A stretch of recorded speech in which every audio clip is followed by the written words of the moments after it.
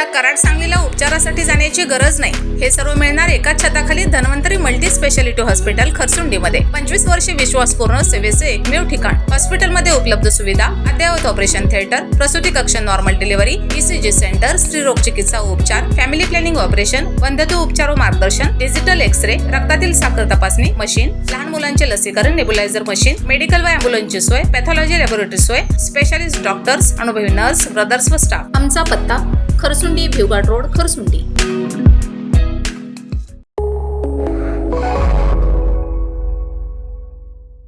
नमस्कार, मी मयुरी आणि आपण पाहत आहात 7 स्टार न्यूज।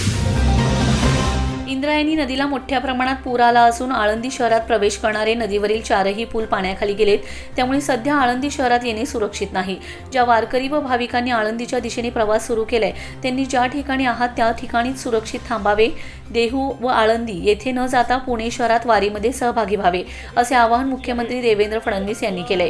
मुख्यमंत्री फडणवीस म्हणाले, प्रशासन, पोलीस यंत्रणा व आपत्ती व्यवस्थापन विभागाच्या सूचनांचे काटेकोरपणे पालन करावे। अफवांवर विश्वास ठेवू नये। तसेच नदीपात्र, घाट परिसर व बंद करण्यात आलेल्या पुलांकडे जाणे टाळावे। आपल्या सुरक्षिततेसाठी प्रशासन आवश्यक ती सर्व उपाययोजना करत आहेत। सर्वांनी संयम बाळगून प्रशासनाला सहकार्य करावे।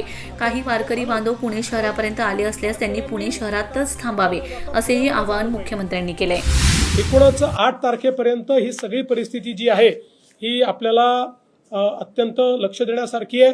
वारी सुरू होते।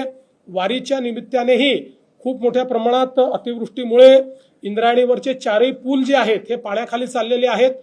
त्यामुळे वारकऱ्यांना ही विनंती आहे, आता वारी 10 तारखेला पुण्यात पोहोचते आळंदी आणि देहूवरनं, तर ती वारी तर आपण तिथे आणू, पण वारकऱ्यांनी आता तिथे न जाता पुण्यामध्येच आलं पाहिजे, कारण तिथे जाणं हे धोक्याचं आहे। त्यामुळे सगळ्या वारकऱ्यांना ही विनंती आहे की मोठ्या प्रमाणात देहू आणि आळंदीला जमा न होता त्यांनी जर पुण्यामध्ये ते आले तर अधिक सोयीचं होईल किंवा त्यातनं कुठलंही डिझास्टर होणार नाही।